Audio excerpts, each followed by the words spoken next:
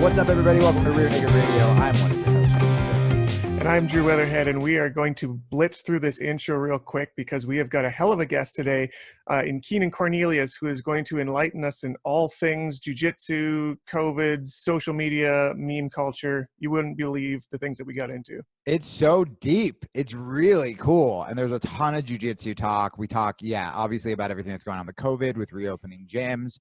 There was a point, if you guys watched the video, thank God I'm not wearing this tank top in the video. I'm rushing out to, I'm going to train, but I'm going to train with one person, and he's a black belt, which means he can't get COVID. So it's nice. That's true. I forgot about that. Right.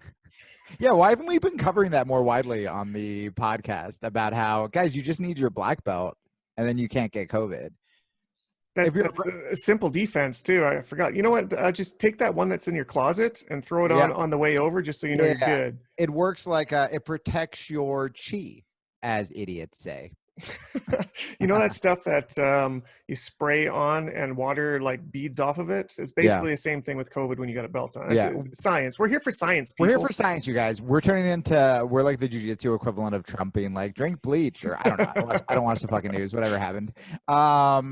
If you're watching the video, it is, there was a time in the video where I was like, hey, I may move to San Diego. And how much time has passed, Drew? 2 days. I broke my lease. I broke my lease today. Hell yeah, you're on the road. All it takes, guys, if you do watch the video, there are definitely going to be some points where I'm just like dreamy-eyed looking at Keenan, like, you're so smart and handsome and tough.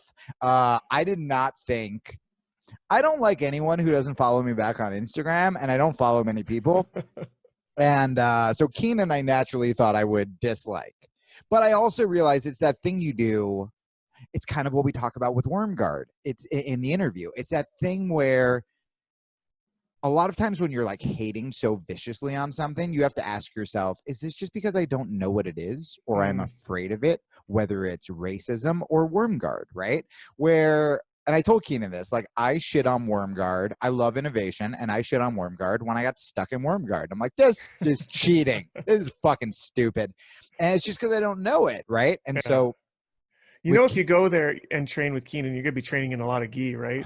You ready for that action? Well, that's why I think I'm going to smoke. That's why I think I'm going to move to the beach and train with Boogie, which I'm very excited about. But anyway, I got to tell you all about it, dude. Like, really cool shit is happening, and I'm going to be even more in the jiu-jitsu scene for the podcast too. I'm going to be around fucking everybody, like Gio, Keenan, Boogie. Like, man, San Diego is the better LA when it comes to jiu-jitsu and when it comes to life. LA. Yeah, so then I can like drive up, fucking do Rogan, see Eddie, and be like, oh, LA was great for 3 hours, and then I can drive back to my beach home where everybody is nice. Yay. So anyway, I'm gonna get mats for the little place. Anyway, we have to get a mat sponsor, just so I can get mats, and then we can like stop. I don't care.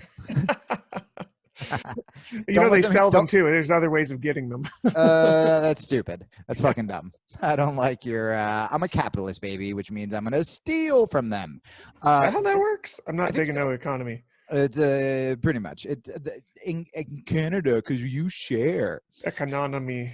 What's up with you, man? How you feeling? That was a lot about me. No. It's good. I'm really excited about this interview. I've been buzzing about it. I've listened to it back twice, which doesn't usually happen. Because, one thing I want to throw out there, too, is we only asked Keenan for 30 to 45 minutes, and he gave us 70. And, like, we were trying to end it because there was another date that we were running over for you to record a different podcast. Otherwise, we would have kept going. I was supposed to interview, it was either Styles P, one of my favorite rappers, or... the very opposite of the spectrum. Oh no, I interviewed the lead singer of Guster, who was my favorite band in high school, and it was actually really great. But I moved him. Yeah. Because I was just like, we went over time on it. Yeah, I was like, this is great. And so what I was saying about Keenan is I think that a lot of people, it's why a lot of people don't like Chris D'Elia right away, is because you're not allowed to be handsome and funny.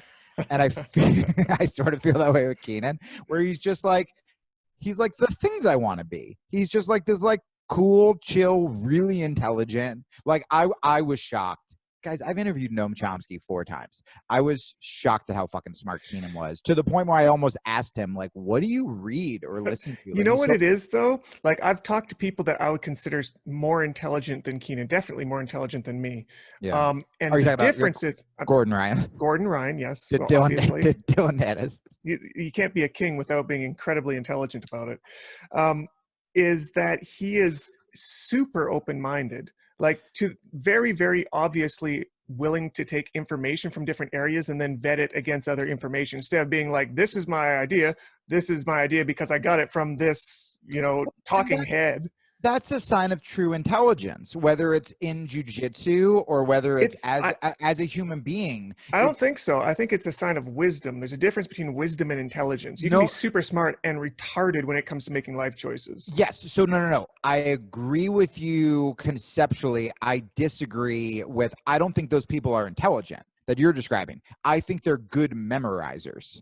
I think that anyone can memorize a bunch of quotes and facts and sound smart and then just look at you blankly when you say something back and they just refuse to change their mind. I think the true sign of intelligence and wisdom is being able to change your mind, is listening to ideas you disagree with, whatever. A lot of times the people who speak the loudest and refuse me, but refuse and get stuck in Wormguard the most. Yeah. But like refuse to be like talk about their failings or whatever. I don't think they're smart at all. I think they're projecting and they learned how to use fancy words as self-defense, much like I will use a black belt as self-defense from COVID-19. Right. Okay, that was a good analogy. I dig it. And I had a callback in there at the end. That was better than I thought it would be. So let's get to Keenan, and then we're going to have a quick wrap up at the end too, because Jamie's got to move because his landlord is kicking him out and sending him to the beach. Here I come, San Diego.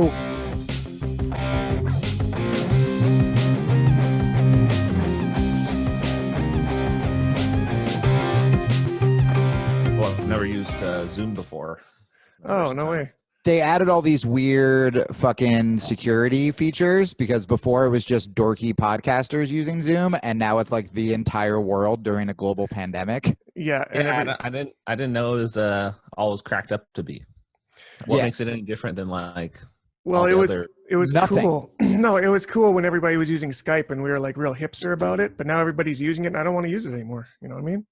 Yeah, it's like the biggest video chat platform in the world, and it's also stealing our data. Yes. Right. I still like Skype. Do you remember that fucking author? There's this guy, Tucker Max, who I thought I was going to hate. He wrote that book like ages ago. They don't serve beer in hell, but he's a jiu-jitsu guy. And now he's like stopped writing stuff like that. And he has like some book publishing company. But yeah, I told him he was going to come on my podcast. And I was like, let's do Skype. And he's like, you still fucking use Skype? And I haven't felt bullied like that since high school. And then he was like, everyone uses Zoom now. And now Zoom I don't buy into any of that.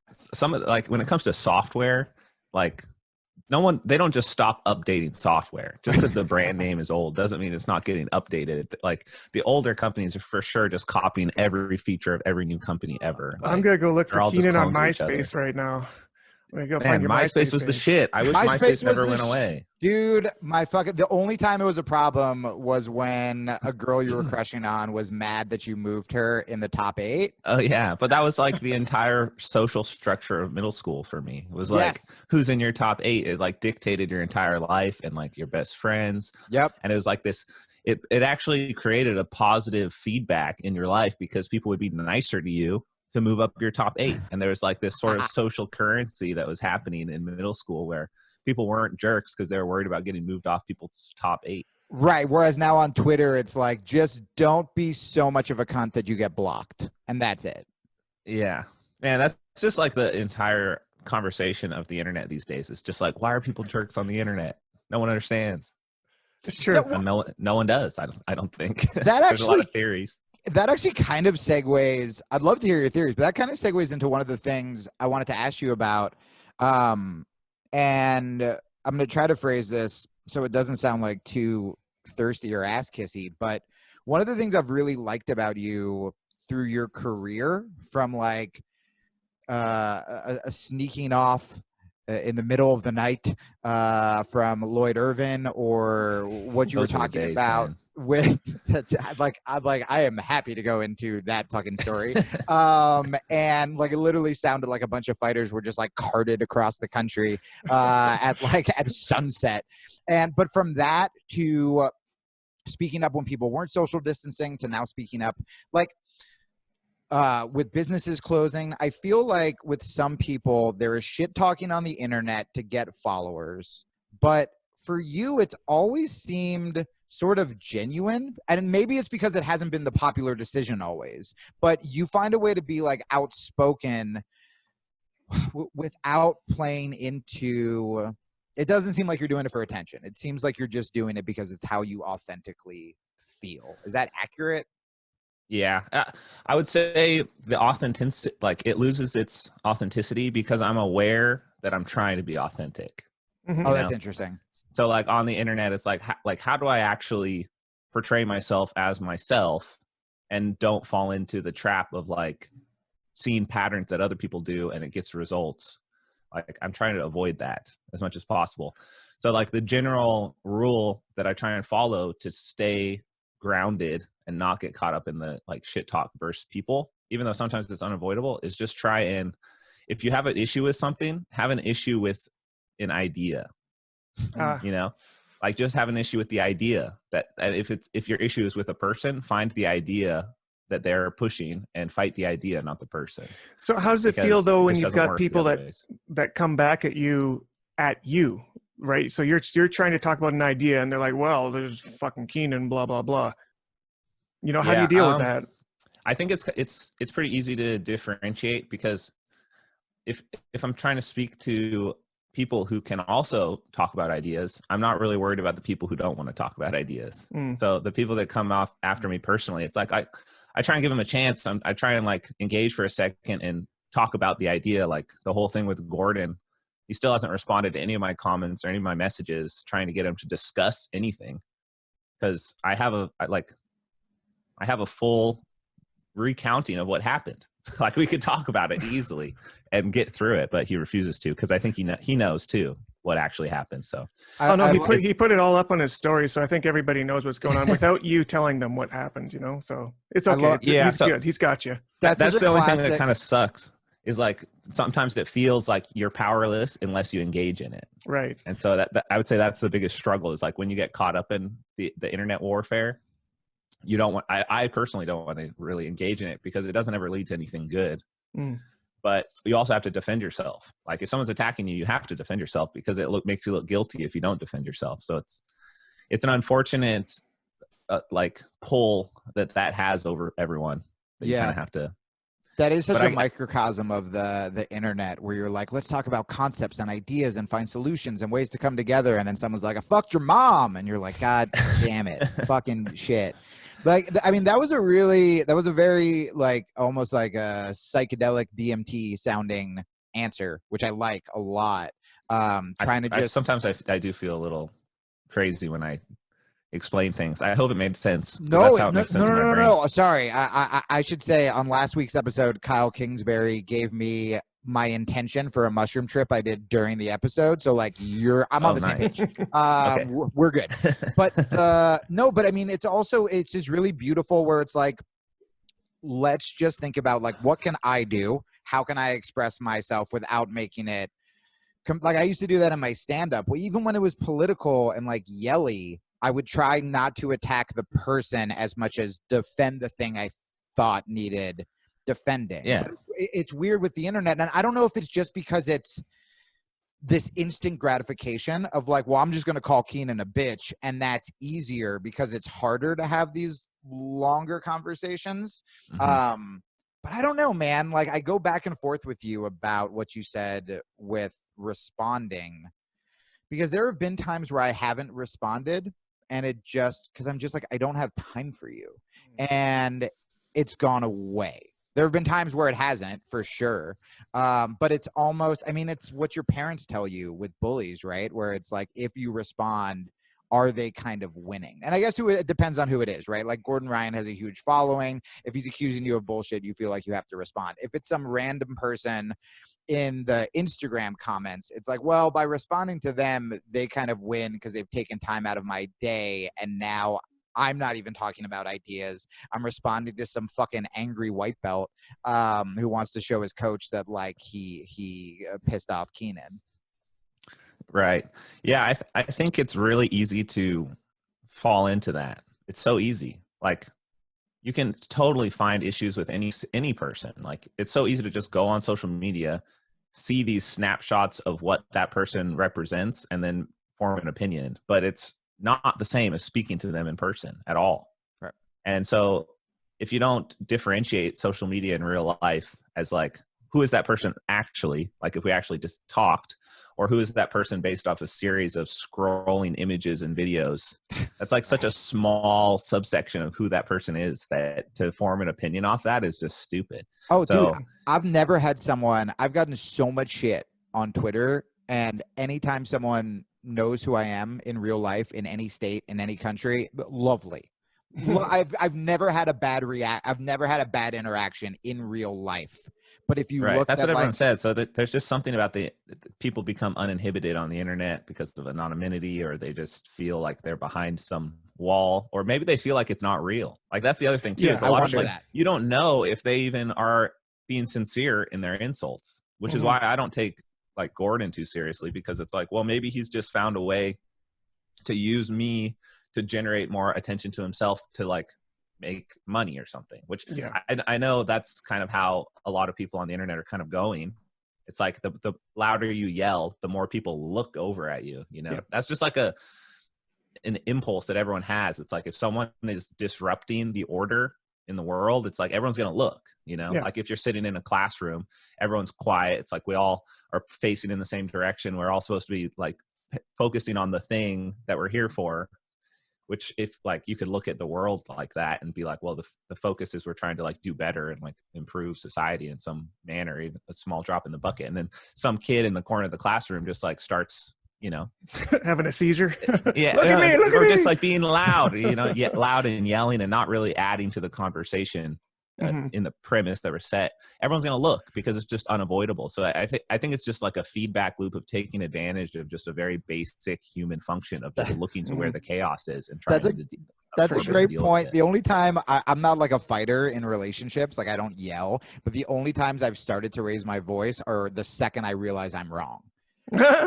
we're like, once I realize like, oh yeah, she's right, I was supposed to do that, I'm like, well then maybe I should just leave, and then it's like, oh right, it's because like I have nothing to say to defend my do is be like, oh fuck, I'm sorry, but you're no less passionate. No, so you have no foundation to stand on. You just got to start. You that's like the guy. Energy volume. That's like the guy, the white belt that taps really hard, like he's hitting you, but he's giving up. You know, so he's getting that last one I in. haven't felt that in a long time, but that's true. Yeah. Hey, very aggressive. Yeah. We've kind of started this conversation wheels rolling, so I want to kind of set some backdrop to people that might be listening to this in the future and not knowing like what's going on currently in the social situation. So, Keenan Cornelius, you were one of the first ones who started the movement for jiu-jitsu gyms to shut down for the leading impending coronavirus pandemic of 2020. I was one of those ones that followed suit after watching your video and being actually you pushed us towards a couple Sam Harris podcasts that convinced me that this is a big deal. We're going to have to deal with this appropriately and protect people and blah blah blah. We're about 5 weeks into that, maybe 5.5. And has it only been that long? It feels like seriously, right? Dude, I know. No, it's time. Brutal. This is like in nonstop memes. The problem is that all of my memes right now are about Corona, and they're going to be completely useless next year. No reshare value. That's the real problem. That's the real problem. Yeah. Besides that, why isn't the administration talking about Drew's memes on the news? Motherfuckers. So we're like 5 weeks in right now, and it's starting to look like the winds of change are starting to shift in the other direction, where a lot of gyms are like, well, we're out of money, so guess what? We're going to have to find some way to open. And other gyms are, there's this battle. It seems to be leaning more towards we got to find a way to open. And I've seen your opinion start to move that way too. So I'm very curious to get to your input on what is your take about starting jiu-jitsu back up? How can we do this?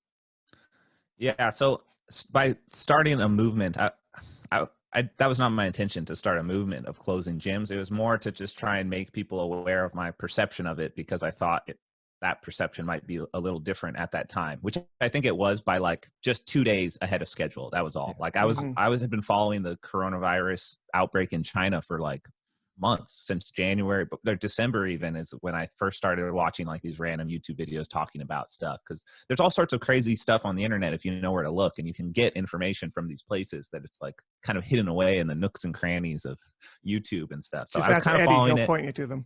Yeah. So I was kind of following it, but I didn't take it super serious. And then obviously it became serious. And the initial pushback on like closing and like saying it was panic and overreaction, it's like, sure, it's easy to say that. It's hard to like look at the future and the future potentials and be like, well, it could be really bad. Like virus has a significant mortality rate. Like it's going to wreak havoc if we do not close. So we have to wait. We have to buy time. And it's like, we have to buy time for more information. It's not to like make some decisive decision. Like we need to close and that's the only answer. It's like, no, we need to just like pause everything. It's like the outcome of pausing results in closures of businesses, but we need to pause things until we can get a handle on what is happening. And it's like, still, no one really knows what is happening. It just seems like it's like slightly less dangerous than we predicted, which is great news. That's good to know, right? Yeah. And one thing I don't understand is because I'm talking about like how we're going to open gyms again, or like what's the plan, like whether that's soon or months from now, it's definitely something worth talking about. But what I don't understand is I get messages like, oh, so turns out they were right all along. What made you change your tone? It's like, well, time changed my tone. It's like, did you expect me to have the exact same view into like 5 years from now? For sure. Well, that's an internet thing too, right? They expect you to pick a camp and stick to it, and you're going to go down with your ship and not be able to change your opinion, right? Yeah, that lack of agility and mental thinking is not conducive to navigating through life. You need to be able to like think on your feet and adjust your opinion and use critical thinking. Yeah, I mean that even goes outside. By the way, we were starting to break up a little bit. If either of your phones can be put on airplane mode, I'm like, maybe it's just a fucking bandwidth thing. It's because I'm downloading something right now. God damn it. Yeah. Keenan's on for World of Warcraft. He's on Napster, LimeWire, and MySpace. I was actually downloading the audio from another podcast that I had done with. Multitask motherfucker. Bitch. This really happened with, I remember when John Kerry was running for president, because I'm older. No, I'm not older than you, Joe. But when John Kerry was running for president. You look older than me. It's sadness and it's panic. There was the big thing where he was a flip-flopper, where, he went and he served in the Vietnam War. And even though he served heroically, when he came back, he, threw his medals over and protested the Vietnam War. And there were these issues where flip-flopping was seen as a bad thing. Like that's when it kind of started happening in like the mainstream. And it definitely happens on the internet where there's not time to really explain yourself. I mean, I think you do a good job of it, Keenan. But to me, and it kind of happens with cancel culture, right? Where it's like, we don't want people to have a chance to like be better, to change. And so there's this thing where people just want to go like, gotcha, you thought this, but you thought this. When in reality, that's the hardest thing to do. Changing your mind, evolving a petition. Isn't that the goal? Yes. You're trying to change people's mind, right? But then they change their mind like, you can't change your mind. I got you. Yeah. I think that's a direct quote from someone recently. You're not allowed to change your mind once you take a stance like that. Yeah, said that to me recently. It's fucking insane, but it should be a good thing where it's like, yeah, dude. I mean, if we can open gyms now, that is amazing. But one of the reasons we probably can, or we hopefully will be able to sooner than later, I should say, not now, but is because we all took a break when things were really bad. I mean, that was the whole goal, right? Was to flatten the curve, and so that we could open. I think that wasn't even the main goal behind it. It's like that was how we convinced everyone to do it, but the main goal is we had to convince people to wait because no one knew. So if the highest levels of government don't understand what the virus is, how are they going to get the entire population to just chill for a second so that we can address the threat in a reasonable manner? So I think that's why a lot of distrust came from the other side of people saying they didn't want to close. Is like there was a lot of flip-flop in the beginning too, like stuff that didn't make sense, like don't buy masks. Like what? Like masks aren't good for us? Like why is that true? Like it was justified by saying it doesn't protect you as an individual. It only protects other people. And if you think about that, it's like, wait, that's the same opposite of how we should be acting. It's like we should be thinking of it in the reverse of that. It's like you should wear a mask because it does protect other people. Exactly. Especially when it's like you don't know who has what. So I think there's distrust in the government and in how it's handled. And that's totally valid and reasonable because it was a really weird situation and still is. So have you caught yourself having confirmation bias at all? Where Drew and I have talked about this, where we were going like fucking hard. Every video I made was like making fun of the people who were like, just train, bro. And then I started to get like depressed last week and really missed training. And I'm like, I'm going to go see what Eddie's posting on Instagram. And suddenly I'm like, yeah, Corona doesn't sound that bad. And I was kind of getting more hyped. Do you think that some people just wanting to open the gyms are straight up like, one, they need to save their business, two, going fucking stir crazy, not training? Or do you sincerely, honestly think that things are getting better to the point where we can start figuring out sort of, and like maybe even all of us should be coming together instead of screaming on the fucking internet and figure out like, hey, how can we do this? Is it smaller groups? Is it protective gear, you know, et cetera? Well, first of all, I think it's a combination of all those things, right? It's just, this is way too complex to just have any sort of blanket statement. And that's the issue with how this whole thing became politicized, is like both sides have a blanket statement. It's open everything or close everything. And that is not how the world works. And that is not how individual people function. Like one person needing to stay inside might be what that person needs to do. And the other people might need to go outside for their own individual reasons, for if either they're struggling financially or they're going mentally insane being inside. Like there's a lot of individual reasons to not do that for your own safety and well-being. Yeah. And I think one thing that I've recently been trying to do when talking about this stuff is be very clear that I don't have solutions. Like I don't have the answers, and I'm not trying to have the answers. It's just like, can we like think about it and try and find some answers collectively rather than just yell at each other from both sides of the camp. So the last few days I've been kind of posting memes and stories from both sides, people who, you know, are suffering, people who want you to stay closed for other reasons, and just trying to get perspectives of both sides, because it's really easy to adapt your internet feed to your views. Like if you don't like someone's alternative view, you can just unfollow them and you don't have to see their stuff ever again.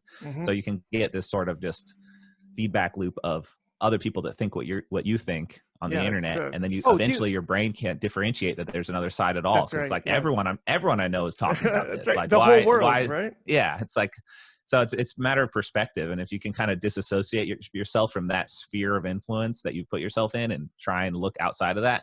And I'm not saying I can even do that, but I'm trying, you know, I think you have to at least try. And it's not even just political issues. Like, you know, I think I unfollowed you. I unfollowed like half of my jiu-jitsu friends and just people because I was like, well, I'm never going to train. Like, I was just at like the heat of depression. And I was like, I'm never going to fucking train again. I'm just going to be fat and be a fucking comedian. And like, maybe I'll start drinking again. And so anyone who was like doing healthy shit or like training one night, I was just like, fuck, I just got high and like unfollowed people, where like and not only that, but then Instagram, Facebook, and Twitter will curate. Like, hey, if you like this, you'll like that. And so it is, you really have to work hard to seek out dissenting opinions just in your own fucking feed.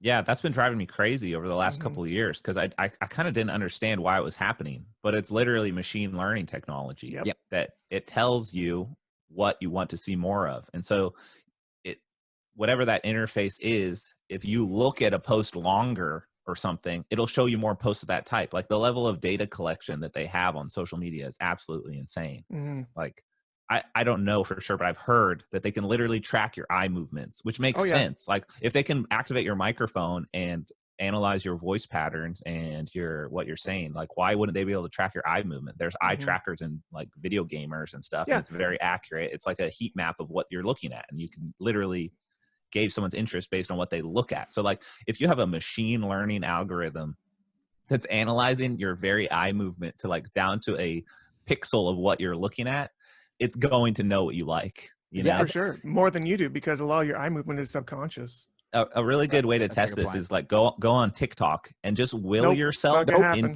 Sorry. No, listen. Different analogy. You're gonna need to listen. So you have a bad. There's probably some sort of stigma associated with TikTok for you because you see what the collective consciousness pulls up on TikTok, because it's like most people are looking at the same kind of thing. It's like the obnoxious dance videos. That's what people look at the longest. But you can go on TikTok and you can say, I want to find out how to make a bench. And there's obviously no inputs on TikTok, but you just start watching the videos that are most like a bench. Interesting. So like someone sitting on a bench, or like there's a bench in the video, and you just scroll until you see something like that. That's creepy. And then you start like, eventually you start seeing benches. It's like, what the fuck is going on? And then you're finally in the part of TikTok where guys are posting videos of their carpentry. And you're like, how did I get here? I literally willed it into existence. Like, well, no, you're just kind of hacking the machine learning, and you can find anything because it's so good. And you can kind of adapt it to what you need. But if you just like go like blank and you're just like fucking scrolling without thinking, your limbic system is just going to be controlling the entire show. And next thing you know, it's just all dancing girls. Flash forward 1 month and Keenan is opening up his own carpentry bench studio. Yeah, exactly. I don't know what happened. I was just on TikTok. Got him. No, but you can find like science videos, and they're good because it's user generated content. So like, why would the videos be bad from people who are interested in that stuff? It's the same as any other platform. Because they're wiggling their butt to Drake when they do it.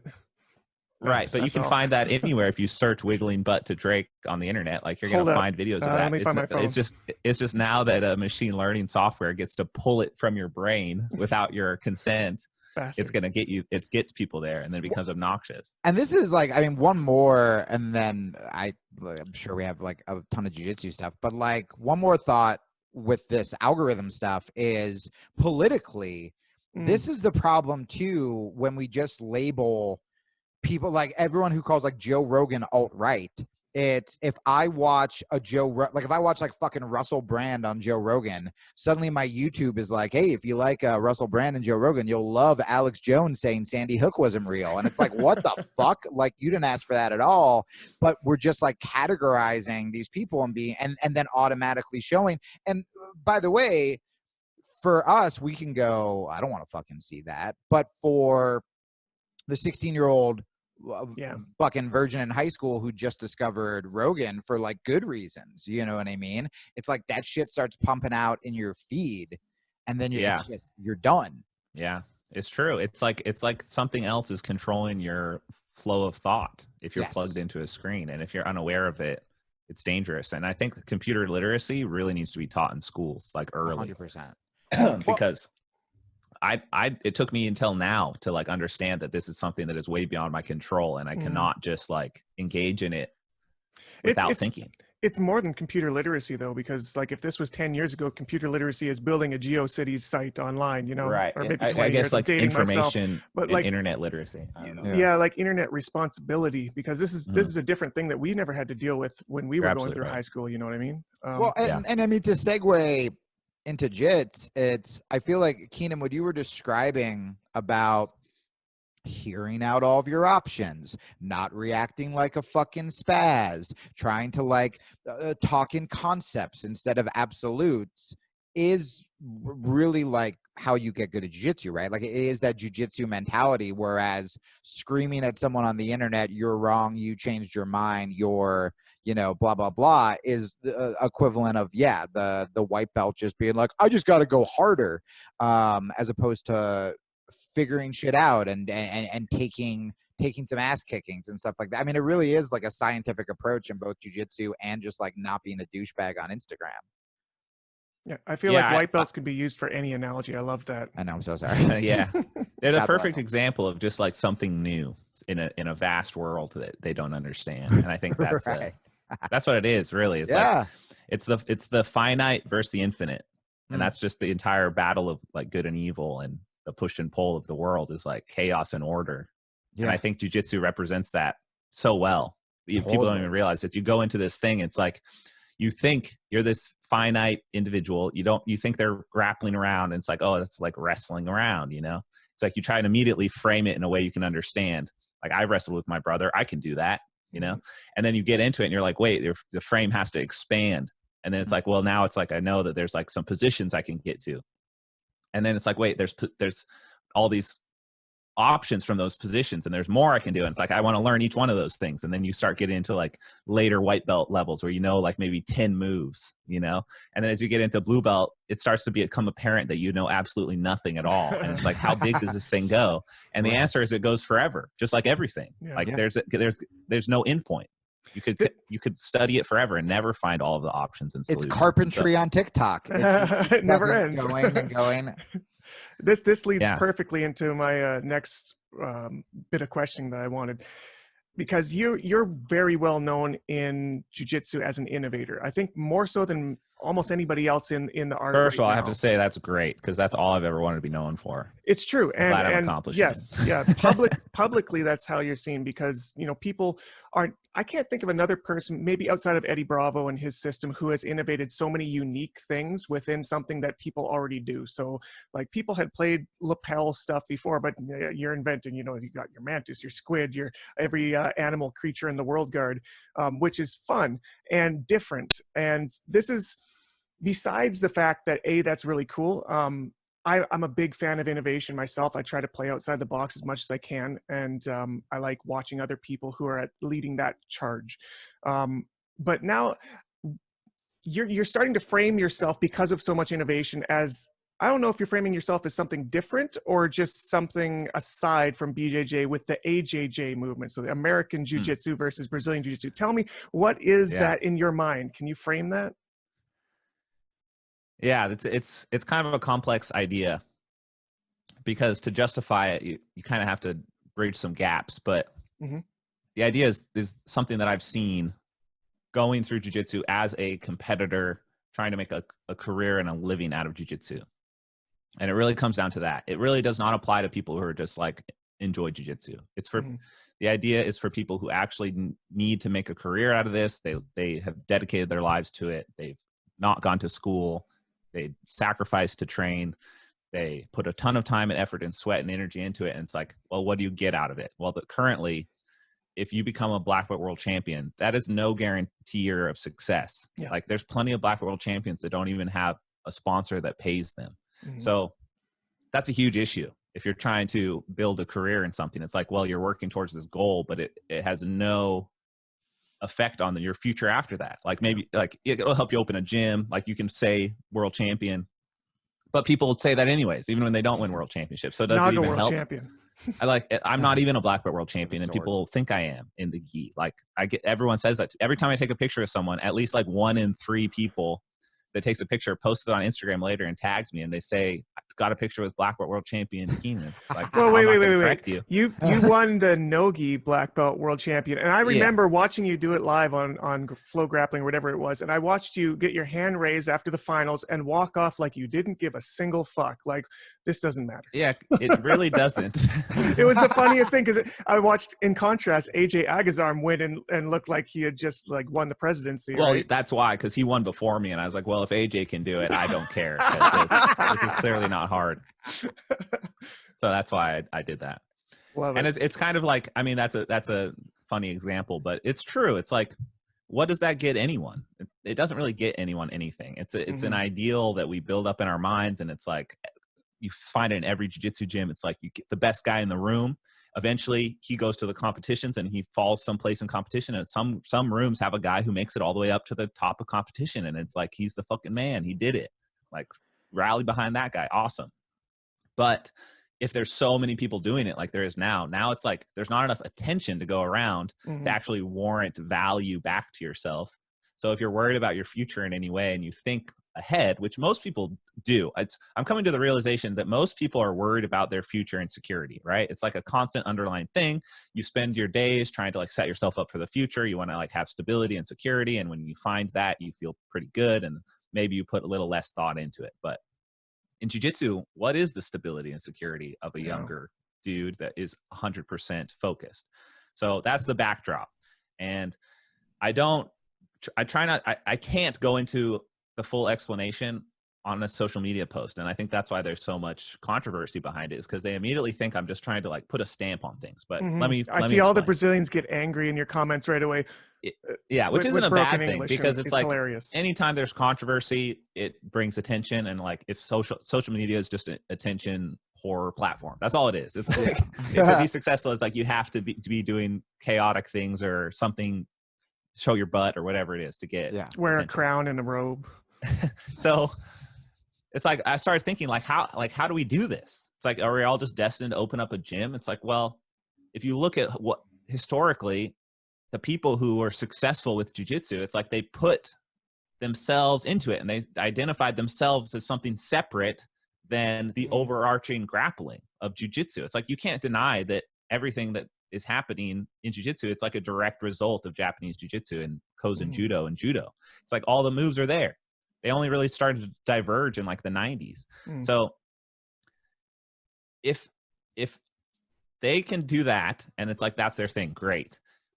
But if no one else is allowed to do that, it all goes back to that existing conglomerate of people that is the Gracie BJJ thing.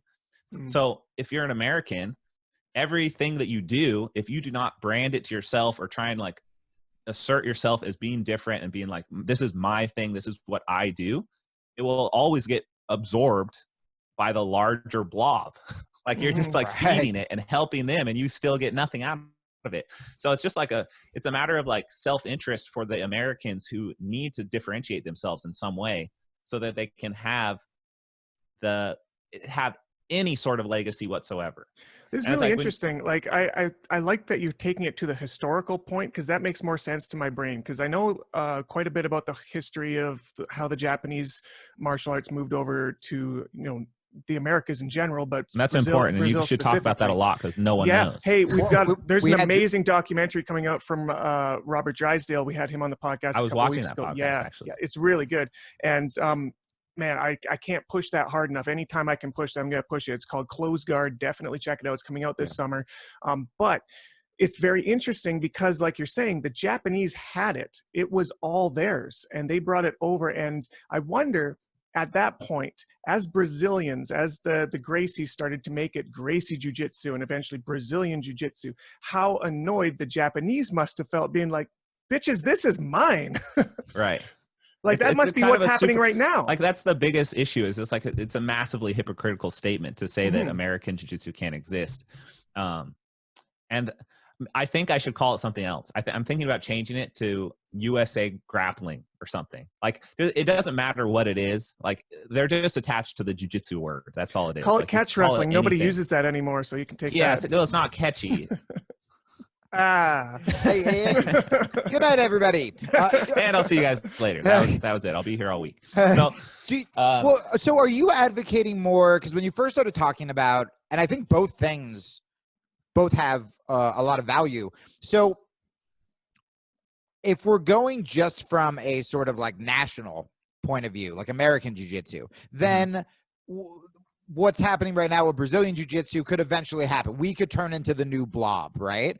Or are you saying that just as an individual, people should be thinking about how to brand, how to get out of this fucking terrible like IBJJF unpaid internship? That's absolutely right. I'm not advocating for everyone to join me. I'm saying advocate for yourself. Like do something that's your thing. That's fucking like, great. Yeah. American Jiu-Jitsu, I didn't invent the name American Jiu-Jitsu. It's literally been around since like 1918. Like there's a guy that's true. who like wrote the book about America. Yeah. It's like that word has existed for as long as Gracie Jiu-Jitsu has existed, if not longer. It's true. It's probably longer actually. Yeah. Like so it's like if you actually just look at the logic of the situation, it totally is fine and makes sense. But people are just so worried about like losing some sort of something. I don't really understand it, because the USA's entire culture is to be multicultural. That's right. True. It's like the USA doesn't have a culture other than to like accept other cultures and try and like integrate them into like a society that works together and respects each other.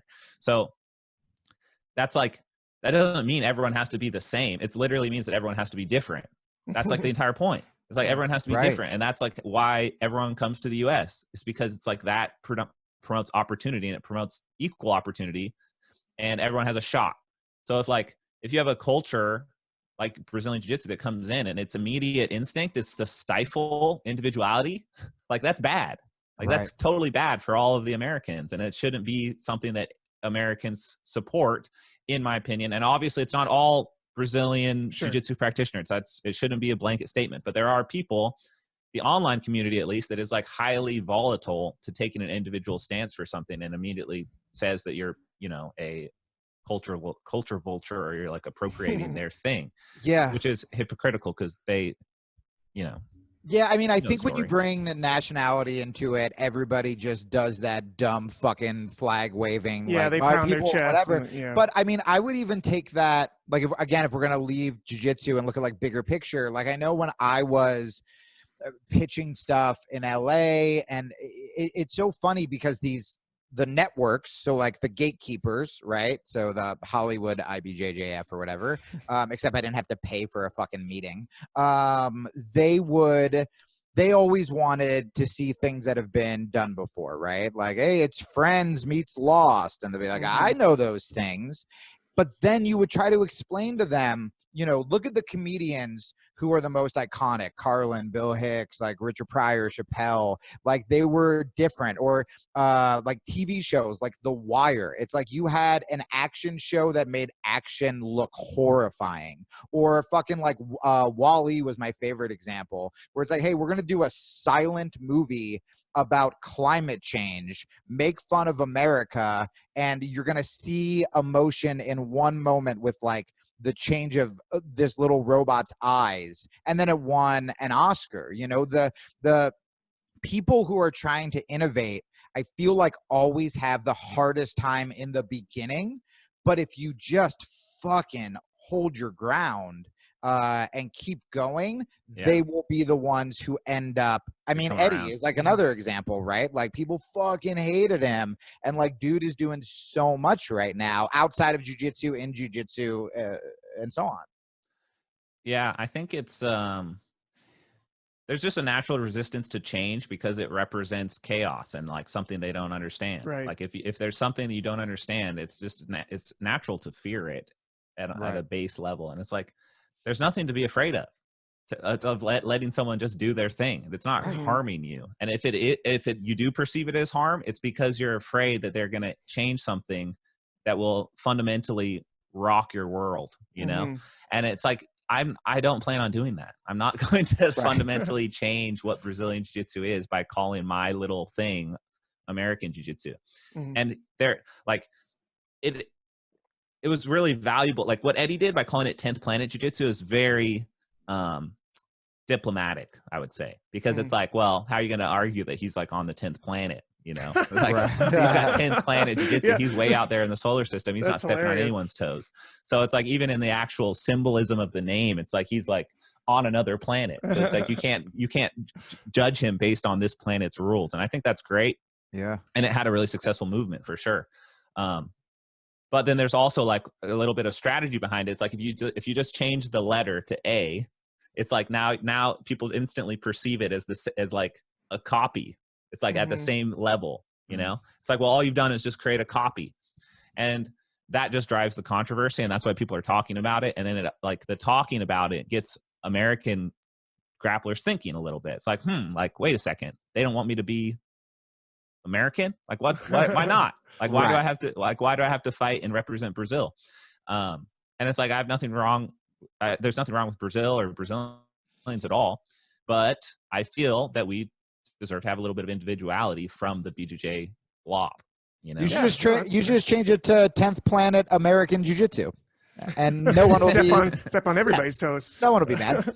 Hey, I got one question actually, now that we're on the topic of innovation and sort of branding yourself. So you, outside of Eddie, I would say Eddie was the first one that I came across that was like, okay, yes, he's definitely doing his own thing. This is kind of interesting. I'm going to look at it. But you, especially for the gi players out there, which I am, you kind of represented that in my journey. I fucking hate that word, but as I was coming out through jiu-jitsu. So what my question is, so I'm starting to try to do that a little bit myself, branding myself with this reverse Kimura that I've come out with, which is starting a whole bunch of bullshit that people don't like. And I'm starting to see, I think, that first step on that staircase as you move up. I'm curious how that was for you when you started branding things with worm guard and such. Like, did you find there was an immediate pushback? I think I have it a lot easier than most people because I actually was able to just like beat high-level black belt with it right away before talking about it. I had somebody tell me, like, well, you think that works? Go do it on Buchecha. I'll wait. Yeah. Like, nothing works on Buchecha. What the fuck? Literally, Jiu-Jitsu does not work on Buchecha. Jiu-Jitsu doesn't work on him. Yeah. It doesn't matter what kind you throw it in. Well, unless it's Hodger Gracie's Jiu-Jitsu. Sure. Gracie Jiu-Jitsu, so watch out. We would have to like kidnap members of Buchecha's family and like make him just verbally submit to us to get them back in order to, and that's it. So back to the question, like how was that for you when it first started? You know, I'm getting a lot more pushback now. Really? That's so interesting. Yeah, I didn't have I feel like I was met with a lot of acceptance in the beginning. I think it's because I was the only one. So there just weren't any other American guys in the gi that were changing it up like that. There were Americans doing really well, like JT back in those days. And he had been killing it. Quiet about it though, wasn't he? Yeah. I mean, he didn't make a lot of waves, so it wasn't as public. Yeah. I've always felt that JT doesn't like being in that scene, you know, like making waves. But unfortunately, the way the world works is if you don't talk, you don't put your opinion out there, no one's going to listen or care. You know, if you don't try and make a change, you won't make a change. So, and JT has made his impact in many other ways, you know, by establishing himself as a fantastic competitor. And he's he is probably the most talented American grappler, in my opinion. Like, he's so good and so knowledgeable. So good, yeah. He's been a black belt for 12, 13 years or something. It's insane. But for me, going through like with the lapel and trying to start something, it was only when other people started doing it that I started having pushback. So when other people adopted the style and it became an actual threat that people needed to learn is when I started getting pushback. So when it became an obstacle that other people directly dealt with and they didn't know how to deal with it, it became, well, that's stalling. It's boring. People shouldn't do that. It should be illegal. And I think I kind of hid under the radar when 50-50 was around. So like 50-50 came onto the scene and everyone was winning with 50-50, which was like undeniably boring and non-dynamic, like the way people were winning with 50-50. And then I kind of showed up like as the 50-50 was going over its hump and I started throwing some lapel in there underneath the radar. And they kind of just lumped it in with 50-50, like, oh, it's like stalling stuff.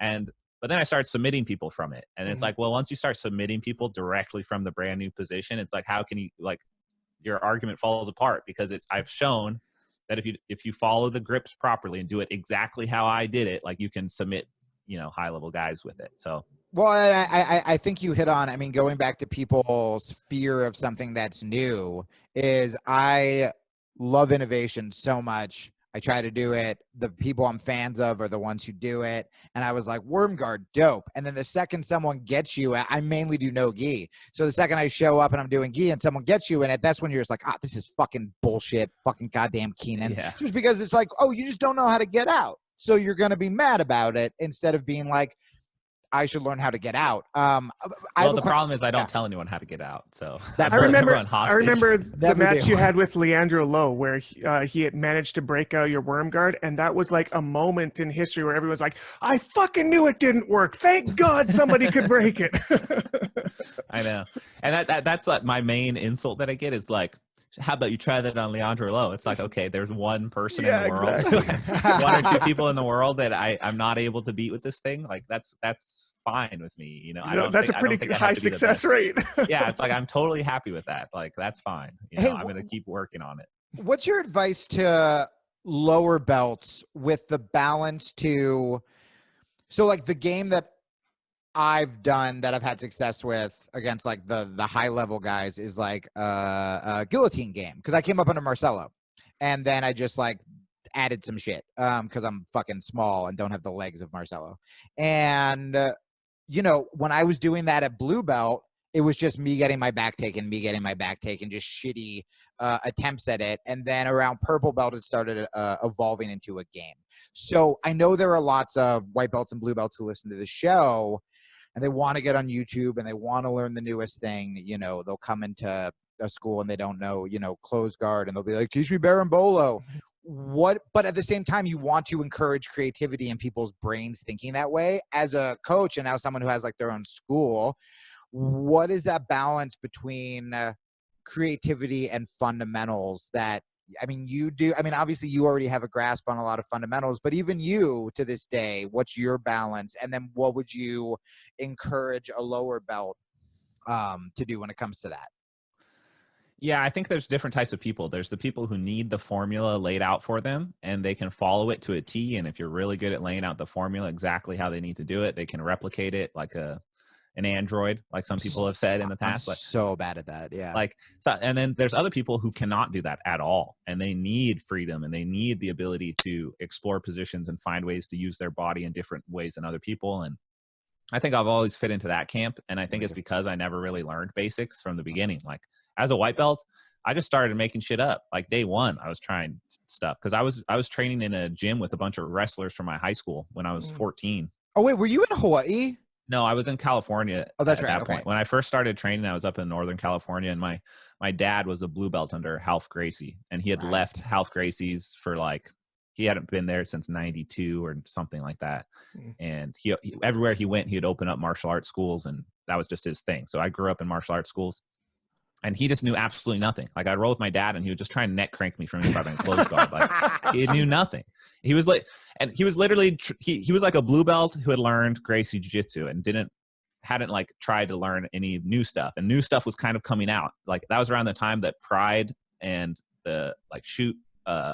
What was there was like some event called like Shoot Box or something in Japan. There was all these Japanese MMA events, and there was even a Japanese grappling event called the Contenders, which was like the most epic thing ever. If you haven't seen it, you have to go watch the Contenders. It was they have like Takanori Gomei and Shinya Aoki and Carl Uno, Kid Yamamoto, like all of the MMA greats were competing in this Japanese grappling tournament, and it was so cool. It was like pro wrestling but jiu-jitsu. Oh, that's my dream. It was like that. That inspired me. Like that is what built my jiu-jitsu. Not watching, you know, Tedade and the other great grapplers. I came to that later, but in the beginning, I was purely a fan because of the MMA applications that the Japanese practitioners were doing. Interesting. So I don't think it's fair for the BJJ community to say that all I do, like I learned BJJ and that's my foundation entirely. That is not the case. I learned BJJ second. I don't know what I was learning, but it definitely wasn't Brazilian Jiu-Jitsu. I was learning like weird Japanese shoot box style grappling. Oh, it was parental abuse is what you were learning. Yes, exactly. So, well, I did. The thing for sure, I didn't learn anything from my dad as far as jiu-jitsu goes. I mean, I started teaching him right away, and he'll admit to that. Like he was the one who started learning from me pretty quickly because I would just spend hours online watching like that. This was back when Submissions 101 was like a good. Yeah. It was like a good. I remember those days. Instruction. Man. Like you're like, damn, the pentagram choke. God, I was just gonna say that. That was the only one that I was like, that was when I learned like. Maybe this is bullshit because I can't hit this. This is impossible. Yeah. So I don't know who those guys are, but they inspired me a lot because they definitely were trying new things. You know, they were like searching and looking for stuff and trying to figure stuff out themselves. And I think that's like why American Jiu-Jitsu seems to like be pushing to be the more innovative side of things right now. Maybe it's just because there's so much focus on the Americans and less focus on the Brazilian circuit to like see new innovations. But it's like now you even see the new Brazilian generation just playing worm guard, you know? Yeah. So like if you go look at the purple and brown belts, even in Brazil, a lot of them are just playing lapel guard, worm guard stuff that I showed them basically. So yeah, you're infiltrating them. I was actually talking to another friend of mine, Malachi, who runs ATT Low Country. Yeah, Malachi Freeman. Fantastic person. Awesome. He was mentioning like he had bad experiences with Brazilian, I guess you'd call them like the Brazilian gangsters of jiu-jitsu that would like, they hardline, this is exactly what jiu-jitsu is. Anything else is bullshit. We're not going to do that. I'm going to teach you real jiu-jitsu from Brazil. And in both of our opinions, we kind of came to the conclusion, it's like, that's why there's so many American innovators, because the ones that don't fit that formula, they get shed off and they make their own affiliations and they start doing their own thing. And I kind of wanted to segue into Legion for a second. I know we're kind of running out of time here. I don't want to take all day for you, but Legion is very interesting to me because you've come up through a few different affiliations, and we don't have to go into the whole like being carted off in the middle of the night on a covered wagon story. You have to come back. I want to like put music behind that story. Like, yeah, just do the podcast again and we'll talk about that. But I am really interested about what your vision for Legion is. Is this a gym in itself? Is this an affiliation that branches out? What is your goals for this movement of yours? So actually, the primary goal of Legion was to try and create an ecosystem for those disenfranchised grapplers I was talking about earlier, like the group of guys who wants to train full time but doesn't have an opportunity to make money or build a brand. So I'm by no means a master marketer. I have very base knowledge of that stuff just from my time at Lloyd Irvin's. Mm-hmm. But like even just with just the tiniest bit of information that I got from that, it helped me so much. It blossomed into so much that I was able to implement to like build a brand and actually make a career out of this thing. And so my plan is to try and start a gym. That part has succeeded so far. But then to like have a group of guys that wants to train full time, do the thing that I did as far as like be really into jiu-jitsu. I mean, there's no shortage of people that are really into jiu-jitsu, but I want to try and create an ecosystem that helps those people, like has some sort of career opportunity at the end of it for them. So a scaffolding sort of to guide them. Yeah, to that goal. Something that like kind of has that as the foundation of it, rather than, because that foundation doesn't exist in the current jiu-jitsu scene. So if I want to start a foundation that's the foundation. So the opposite of what exists now, because if you go to a jiu-jitsu gym now, it's like, if you want to do it full time, it's like, well, you're mopping the mats because like you don't have money to pay for this. Because if you're doing it full time, you can't work. Mm-hmm. So you're immediately just put into like slave labor at the gym to get this done.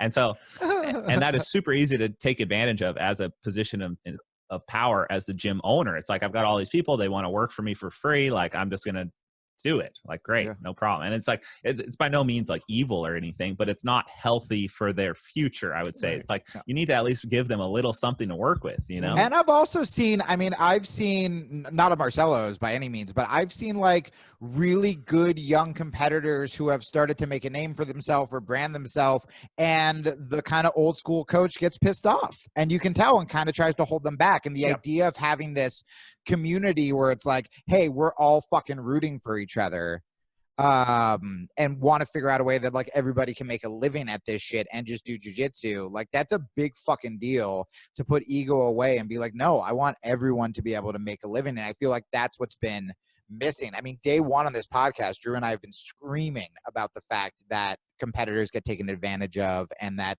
there needs to be other paths to live. And there's all sorts of issues in this, because there's the attraction of like seeing guys like Gordon be successful and Dylan Dennis be successful, like whatever your measure of success is, if it's Instagram followers or whatever it is. I mean, success, I think, would be making money. So they see how those guys do it and they just assume that that's how they do it. But that's right. There's not enough room in jiu-jitsu for that many people to be doing that. It'll be a nightmare. If you have everyone doing that, it just will create absolute insanity. Like, just having two Dylan Dances is too many. Yeah. So like, what's the alternative? The alternative is actually teach them something, like teach them how to, create a product, how to like just put up a website about themselves and what makes them different and fucking sell it. It's not that hard. It's like, you just have to like have a basic understanding of like a sales process, and you can sell the information that you have adapted and learned in jiu-jitsu. Because if you're training really hard, you can almost guarantee that 99.9% of the world doesn't have as much information as you do about jiu-jitsu. And your information is unique because it's through your own perspective. You put it through that lens and it comes out at the output as something unique and different because it's your details and your ideas, even though it's a concept that you have adapted in some way. So like, you got to just take that. You have to create a platform of which to sell your information, and then you can create a brand and you can grow like that. And that needs to be taught like as a base level. Just that basic idea can go a really long way, depending on how hard someone's willing to work at that simple, like 3-step parameter to follow. Yeah, and just to add to that, like, again, like you said, you don't have to be a shit talker like Gordon. You don't have to be a world champion. Like, I was so bummed out that I couldn't keep up with, Gianni and all these guys, because I'm older. I'm like 38 next week and shit like that. But then suddenly years later, Drew and I realized, like, I'm like, oh, I'm good at comedy. How can I do this? Or some people will be, I'm really good at teaching, or, you know what I mean? Like, it doesn't have to be, you get to invent what you are good at. And then by doing that thing, by being an individual, instead of trying to be everyone like you, now you're doing the thing that no one's done. So what I'm seeing is that, like, that is absolutely true. Like, I see the exact same thing. It's like everyone has to become an individual, has to be unique, has to separate themselves from the herd. But the current jiu-jitsu philosophy and tradition is the opposite of that. Yep. It's like, don't do that. It all needs to be BJJ. It's like, it was the Gracies, it was the UFC, and now it's today's UFC. And then it's like, you do gi jiu-jitsu because it's like, that was what the Gracies did. They're trying really hard to keep their grips on what was, and, you know, perpetually, which is unsustainable. That creates a bottleneck. It creates a bottleneck for the rest of the grappling community. And no one talks about it. Like, it's like not a common thing to talk about. I think it's becoming more apparent now as so many Americans are getting into it and falling in love with it. I'm so happy that you are talking about it, because this is exactly what my struggle's been for like the last year. I've been trying to figure out, like, how do I get myself seminars? How do I get my stuff out there? Because I'm not a world champion grappler. I'm nowhere close to that, but I love jiu-jitsu and I've got some great information. And I remember talking, I'm not going to drop any names, but there was a world champion black belt I did talk to. It's like, look, what can I do? Can you help me get some seminars? He's like, win more tournaments. That was it. That was the only answer. I'm like, I can't do that. I'm not that guy. You have 4 children. Exactly. Yeah. So, like, how do you create opportunity? And I think it's just, you have to plant seeds in the beginning. Like, in the early part of the jiu-jitsu journey, you have to plant seeds and kind of lay out just a simple game plan. It's not hard. Like, if you just have you take 10% of your jiu-jitsu focus and put it towards the game plan of like how you're going to do something with it in the future. And you just kind of just head off in that direction. And if you're just moving in that direction, even if it's like an inch, as long as it's consistent, it's going to turn into something one day. Because if you don't do it, it's guaranteed to turn into nothing. So you have to try. Well, I'm happy to have you at the helm of that. That's exactly what I wanted to hear, and good on you. Kudos for that. Bad news. I have one more question, Drew. I hear your fucking wrap up. I'm trying to wrap it up. Go for it. I was texting with Kayla Patterson last night because I think I might move to San Diego, and I want to fucking train at your gym. It sounds incredible. And we were texting. I told her that I was going to interview you. She got very excited. She loves you. Yeah, I'm so sad she left. She was the best front desk girl I've ever had. Dude, I was excited that was one of the reasons I was like excited about San Diego too. And now she's fucking Canada. Because she's in love and following her dreams. And so I asked her, I was like, are there any questions? And she was like, ask Keenan if he's ever been taken down by a girl. And I was like, well, I don't know what that means. But then I had like 3 more texts being like, I think he was using 0.1% of his strength and I was rushing at him with everything I had. But my actual last question is, and I haven't asked this in a while, but you're so wise and I've never heard you talk about this. I'll go for it. Do you have any relationship advice, either for single people or so single people or in a relationship? Wow. I'm by no means a relationship expert, right? At all. Yeah, but those have been some of the best answers. Like I make the same mistakes as everyone else. But I do know that if you try and control your partner in any way, that is a bad thing. Like if you're doing it subconsciously, if you're trying to like put them in some sort of protective cage because you don't want to lose them in any capacity, you have to be able to look inside your own brain and like, are you doing that? Like, is your insecurity and your jealousy affecting that person in a way to inhibit their growth and their innovation of themselves? I think that is very important to not do. Like, let people be free. And you have to fight for your own freedom in relationships too, because it's very, very, very common that your partner is the one doing that to you. Even if you're aware of it and trying not to do it to them, it's just a natural instinct to try and like hold on to people too tightly. And it's like holding a palm full of sand. The tighter you squeeze, the more sand slips through your fingers. It's like, that's relationships. It seems like you have to find this important balance of like your own individuality from each other and have your own paths, but then have those paths just going in the same direction. And like, I felt that any of my relationship problems have always come when people try and merge their path with mine. Like when they want to do what I'm doing and like be 100% involved in that, instead of their own thing, that's when I've seen problems arise. And it's tempting to do that because it seems same with me, because it seems really romantic, right? Yeah. Like, oh, I'm going to take them from this like shitty job and we're just going to like make art together and like blah, blah, blah. And then, yeah, especially like in the jiu-jitsu community, too much overlap. I can totally see that. I think it's a miscommunication too. It's just like, you're still building something together, but you're just not Right. building, like, you need to have your individual dreams, and then you work towards a collective dream that is separate from each of your individual dreams. And if you can settle on the collective dream together, you can both follow your individual dreams healthily while still moving towards the collective dream. And so I think establishing those 3 different dreams is important. See, Perfect. That was such fucking good advice. I'm glad I asked that, Drew. I've actually, that reminds me, I've got one person on Instagram that's required me to tell you that she thinks you're super sexy, and that's it. That's all. Her name's Alicia. So there you go. Wow, you really went for it, Drew. All right. I don't the whole athlete life. I thought I would like have way more jiu-jitsu chicks in my DMs. Never happened. It's a myth. That's a Doesn't exist. Everybody quit jiu-jitsu. The women aren't there. It's a lie. The stats say there's only 12% of them even following me. It's just the odds are against you. It's just a bunch of guys calling me a pussy. It's horrible. Yeah. Well, thank you guys so much for having me. Yeah, thank you so much, and thanks for everything you're doing. It's fucking great, and I'll see you in San Diego. When are you going to come through? I'm thinking about the fall. Okay. But I'll back when we can do jiu-jitsu about that. Yeah. But I'm gonna do some visits. I'll probably do some visits like in between then. Cool. We'll be happy to have you, dude. Dude, that'd be fucking great. We're set up by then. Yeah. Well, I'll hit you up, and anything I can do. Oh yeah, I DM'd you. I have Tulsi and Andrew Yang follow me on Twitter. So if you have like a statement thing, like I will directly send. Like Tulsi's gonna do my podcast, so I'll directly send it. Wow. I mean, I don't know how much.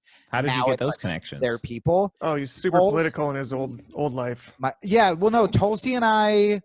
Tulsi, oddly enough, it wasn't something political. Tulsi saw me tweet about Jojo Rabbit. And her husband is a cinematographer, and we're both Hawaiian. And so she DM'd me. What island did you grow up on? I didn't. My mom grew up on Oahu. Oh, okay. And so she DM'd me to talk about Jojo Rabbit, which if anyone hasn't seen it, is fucking great. And then yeah, we started talking about politics. This is when she was in the presidential debates. Like we were DMing about how ridiculous everything was, and then she was like, "Gotta go to the presidential debates now," and I was like, bye. She's cool as fuck. I've never talked to Yang. He just like silently followed. So before we go, I think we definitely should touch on that, is like the Save Jiu-Jitsu as a movement. Okay. It's really like, I think I'm not trying to, again, it's like not a solution, but it's definitely something we have to think about. Like, do either of you guys own gyms? Yeah, I'm in it right now. Yeah. So like you feel it, right? It's like, like it's a real thing. The first of the month just rolled around a few days ago, and it was an apocalypse. Yeah, like that's an actual human suffering. Like when your stability is pulled out from underneath you like that, it does not feel good. And you're instantly just put into this survival mode. Like your brain turns on in different ways. Like, I don't know about you, but I've just been fully like running at 100% brain capacity, trying to figure out solutions to this and how to be flexible and adapt to a new environment situation. And I've got it like way better than everyone else because I have an online income that can kind of like, yeah, I've got some too. If it weren't for that, man, like I would have been fucked like 3 weeks ago. You know? Yeah, we have a podcast, we have a sponsor. Yeah, and you're the type of person to create things. You have your podcast, you have your gym, like you went out and did things, right? A lot of people don't do that. They kind of just find themselves in it because it was their only option. Like they had to open a gym because it's the logical thing to do when you're a black belt, and they're kind of winging it and just going as they go. Maybe they don't have any business experience but prior. Like there's a lot of people out there that are really actually feeling this. And I think we just need to, like, the main issue is that it's very clear that jiu-jitsu as an economic industry, which I think it qualifies as, like there's enough people doing it to like, it holds value. It probably is the most effective industry. Like besides what? Like what else is there? Like there's no other activity where groups of people, no other public activity where groups of people are rolling all over each other, you know?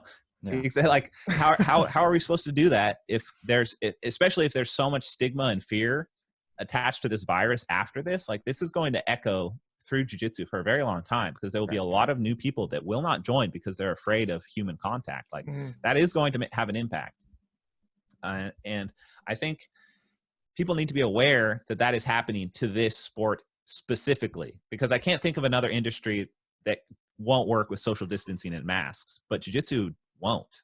So I've been trying to think about ways to like, how do we get gym owners to like be flexible and adapt during this situation? I was thinking like, well, if you have a gym set up, you have the infrastructure to run group classes, you can run other athletic classes. Like you could do yoga, or you could do some sort of group exercise thing. Like I think there's ways to get your members back in, even if they're not doing jiu-jitsu. Like you can supplement the lack of actual contact rolling with other applications. Like you could have them all come in and learn some striking. You know, it's good to like diversify a little bit already. Like if you're running a pure jiu-jitsu gym, chances are you're leaving money on the table if you don't have other classes anyways. Like there's a reason that like if you look at like the super commercialized gyms, it's like they've got boot camp and they've got kids programs and 3 different age brackets, and then they've got the senior rolling program, and they've got kickboxing and yoga. And it's like they're all doing that all at once, and they have their schedule cram packed, or they've got people on the mats at all times. Like we just have to kind of take a slice of that and apply it, you know? So I've been trying to think of ways to do that. Like that's an actual practical thing that jiu-jitsu gyms can do, which I'm thinking about doing myself. Like I've got this mat space. It costs money per square foot. If the square footage isn't bringing me back any money, it's like, this is a disaster. Yeah. So, and then the other thing is trying to like create some sort of idea behind it. Like the Save Jiu-Jitsu hashtag, it's getting some traction. I mean, you guys are all sharing it. The meme pages are sharing it. People are aware that it's an issue now, right? It's like kind of come out there a little bit. So that awareness is really important, because then that just breeds little new ideas. Like if someone will have an idea like, damn, well, maybe I could do something like this, or I could help like this, or. Yeah, I appreciate that you're one of the few people that recognize that meme pages are the real news nowadays, and you went out and sourced us all. And we're using what is known as internet memes to try to breed the original term of meme that Richard Dawkins coined about just an idea seed, right? Yeah. Yeah. And you know, what's so lame is when I posted that on Reddit, some snarky comment was like, you're going to save jiu-jitsu with memes? Like, what an idiot. Like, you have no idea how the internet works whatsoever. Your like, first problem was going on Reddit. That was your first mistake. Yeah. Well, I didn't share it on Reddit. Someone else did. Okay. So, yeah, I think the memes are important. One, the meme pages have a lot of followers for a reason, because you guys put out good content, and that means that you're intelligent people. Like if you have a group of people behind you, at some point there's some level you're resonating with people and you know how to like engage with them, and that's really important. And then comedy tells the truth a lot of the time. Like comedy just intrinsically tells both sides of the story when you say a joke, because it's like the joke references the taboo side, and then the fact that it's a joke references the non-taboo side. And so it's like immediately you get a double perspective through comedy. And I think that's really powerful. And I think that's why the podcast industry blew up, because it's like comedians are telling the truth, you know, and they can tell the truth because they're saying it in a joking format. But if you say it too seriously, it's like, whoa, that guy, he's really pushing it right now. But if you say it with an underlying tone of like, it's funny that it's this bad. Like, damn, like, yeah, let's embrace that. So I think the power of comedy to like speak truth is really important. And that's why I'm aware that meme pages hold power. Well, let's end on that for fucking Drew. With the power. Keenan, it's so important what you're doing, man, everything. And I'm like, now I want to fucking get to San Diego faster. But I will. All right. Thank you so much, guys. I'll see you later. Talk soon. Bye-bye.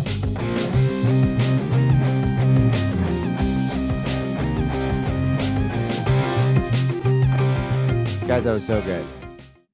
Did you guys like the interview? I'm gonna listen to it a third time for sure. I'm gonna break my lease again.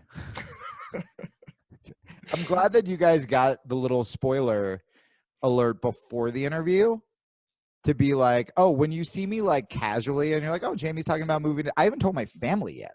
You're the first person I'm telling. This audience and Drew. So how soon are you moving? July 1st. Holy shit. Okay. Yeah. You might be able to walk there in that time. I know. It is happening. So any other jiu-jitsu news or anything you would like to? You know what? I'm going to hold on to, I've got a couple things that people have been throwing out there, but I feel like I don't want to tease them and we'll do it next week. Yeah. Okay. Well, there was one guy who is shit. You know what? I want to flesh it out a little bit. Okay. Fair. Yeah. This is even There's more. the tease. How's that? Guys, it's gonna be so good and captivating. It made Drew nervous. Yeah. I don't want to let that genie out of the bottle just yet. Okay. Great. I mean, I'll just say it. If you're afraid to, Buchecha died. We're not sure. He's in the hospital, but it looks like he's gonna die. Yeah, and I mean, we for sure told him that his black belt was gonna keep him safe. Yeah, that was a mistake. We were like, just go out and see the world. Like, science is pretty hard, I guess. In reality, I thought it was like if you just say something. I know. And say science after, especially if you hashtag science, it's okay. The internet will suss it out. Drew always says hashtag science. I just thought everyone would know it was a bit when I was like, it's safe now. Go outside. Go to China. And then everyone was so excited, I think, to get out that they just ran away before I got to tell them, like, it's a bit. There's this thing going on in China right now where they're trying to rebuild their own economy by like promoting eating bats. And I guess that was the first thing Buchecha ate on the way over, which is really unfortunate. I think he even had it on the plane. I'm going to say it's distasteful of the airline to serve bats on the plane. that's going to be the next. I don't know if we had snakes on a plane. That's going to be the sequel. COVID bats on a plane. Not as catchy, but did I ever tell you I sat next to Samuel L. Jackson on a plane? And by sat next to him, I'm pretty sure he bought the middle seat. So technically I sat one seat away from him because there was just a middle seat in first class that was fucking open. And how many motherfuckers did he drop? Well, so that's the thing is, every time he rides on a plane, he's just like, don't say it's it. Ruined don't for say him. it. Don't anyone say it. And he's just like nervous when the announcements come on. Like, fucking, I swear to God, if people like, he was so over everything. I remember when we were checking in, I was right behind him. When we were boarding, I was right behind him. And I was doing shows in Cleveland, which is the only reason I got upgraded to first class. But that's where they taped the Avengers. Oh, okay. So he was riding back, and she was like, "What?" The gate person was like, "What are you doing in Cleveland?" And he was like, "I don't know." I was just like, "Jesus, man, she lives here." And That's so then so funny. We sat in total panic silence. Panic, not me. And then, guys, this is how you deal with celebrities, jiu-jitsu people. You don't run up to them when they're like about to go on the mat. You don't, anytime you see them with Beats headphones on at a competition, not the time for a selfie, right? You like play it cool afterwards and you pretend like you don't care. So like I made Samuel L. Jackson laugh because I was silent the whole flight. I didn't look at him. Silent. That's powerful comedy. Super powerful. As we got off the plane, I go, by the way, I wanted to tell you I loved your work, but I didn't want you to think you were going to be stuck next to a horrible person for 2 hours. So love your work. And now I'm going to walk away before you respond. And he goes, right on. And he laughed. Didn't ask for a fucking selfie. I was just like, I had a moment.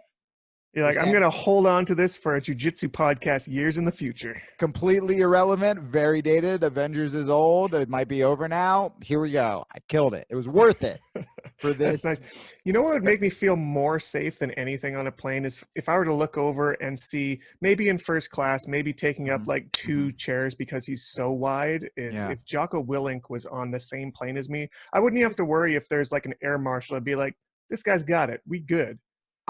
I'm so glad you said that. I was thinking the same thing. If there were snakes on a plane, if there were bats on a plane, I think, to be honest with you, if I'm on a plane and the plane gets taken over by terrorists and Jocko's on the plane and 3 air marshals stand up to stop these terrorists, I'd be like, Jocko, you have to go put before you deal with the terrorists, you need to go, and he'd be like, I'm already ahead of you.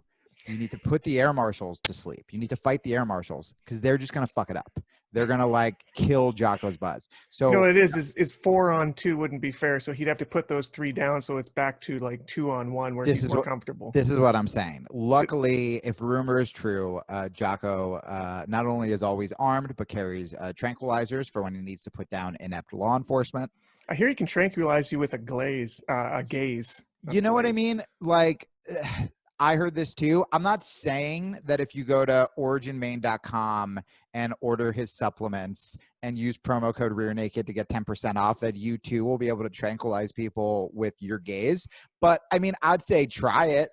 I'd say hashtag science. That's exactly what will happen. I'm 100% sure that if you were to get the which supplement would it be? Would it be the protein one or probably the amino acid? There's got to be some amino acid that goes straight to your eyes. I think there's one for focus. Oh yeah. So you kind of have like a focus cyclops. like Jocko? Well, this they make is what This is what I'm thinking. I think like the way Cyclops shoots lasers out of his head, hashtag science. I think that Jocko shoots tranquilizers out of his head. It's, you know what? It's one of those looks when Jocko looks at you and you're like a bad guy or an inept air marshal. It's one of those. You guys ready? This one's going to hurt. This is going to hurt for everyone who's listening to the show. I'm not mad. I'm disappointed. And you're like, oh, and you just like slowly like melt back into your seat. And you're just like, I fucked up. So that's the look he gives to the air marshals. And so then, all right, so now we're just dealing with terrorists. So the air marshals have been taken out. I'm sure some civilian who watches like Krav Maga YouTube videos going to stand up, Jocko, boom, back elbow. That guy's fucking down for the count. He deserves to be elbowed. Forget the tranquilizer. You know, sometimes you got to warm up on people before you're ready for some terrorist level intervention. So yes, 100%. Like, guys, I mean, Jocko does shoot out tranquilizers with his eyes, but Science. like, we're being realistic. Like, homeboy still has to like warm up them joints, and you don't want to pull a hammy when you're trying to take a plane, you know. No, exactly. Boom, back elbow Krav Maga guy. Boom for the hamstring, back kick to the fucking Salat guy. and then we have to deal with terrorists. So I assume what Jocko would shout before rushing the terrorists and battering their head into the cockpit door until they die their death is he shouts, I love America, discipline equals freedom, kettlebells are great, everyone wake up earlier, and then he shouts originmain.com promo code rear naked for 10% off your entire order. And then someone in the back of the plane goes, but Jocko, for what? What can I get at Origin Main? Also, good job, thumbs up. And then what does he say?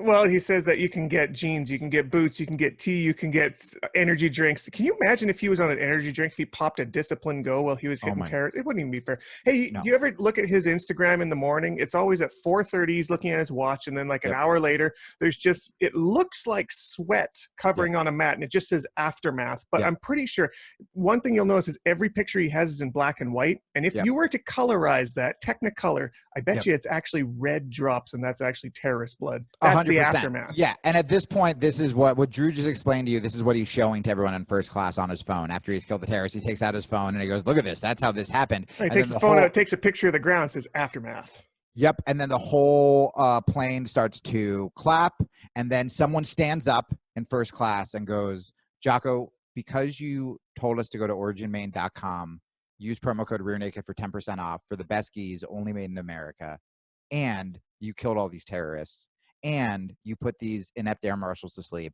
and you back elbowed the Krav Maga guy, and you back kicked the Salat guy. We will never clap again like dumb children when a plane lands. We will only clap for you, Origin Main, and Rear Naked Radio. And then everyone starts to clap. And then that was actually the last time people ever clapped when a plane landed. You know, the number of times that's happened, I'm sure it's getting old. This is an age-old story, but you know, he's got to represent every plane he goes on. So if you're ever on a plane with Jocko, you can feel good, you can feel secure, and make sure that you buy the Wi-Fi so that you can get onto originmain.com. Thank you so much. I was just going to bring that up. Also, if you're a terrorist, I would rebook. Originmain.com, promo code RearNaked for 10% off, and you're supporting the show.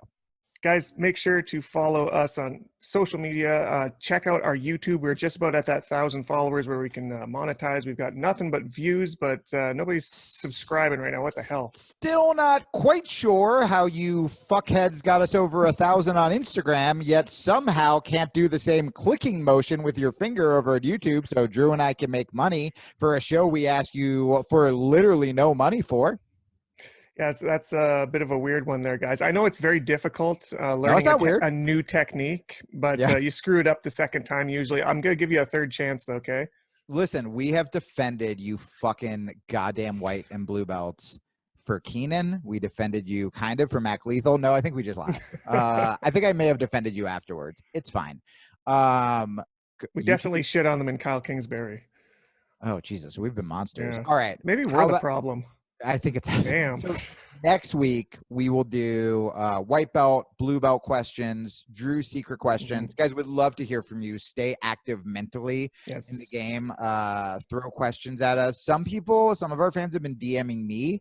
They get lost because I will have someone, like one of my podcast listeners will write in my other podcast, and they'll be like, I'm so depressed. I don't know what I'm going to do. I feel so alone. And I'm like, okay, I have to get back to that person. And then the next question's like, should I drink coffee before jiu-jitsu? And I'm like, you're going to the back of the line. And by the way, someone did, it's a great question. Like, do you have whatever, send those to the Rear Naked Radio Instagram, not because I don't care. I love talking about jiu-jitsu far more than I want to know all my fans are suicidal. But it'll get lost in the shuffle as I prioritize saving it's a triage life. You got to triage in your DMs. I got to triage the DMs first before I get to the I'm never going to get promoted guy. It's like you back of the line. Go to Rear Naked Radio when you're in the front of the line though, because that's a good question, and we could get into that question. So yeah. All right, we'll see you next week, guys.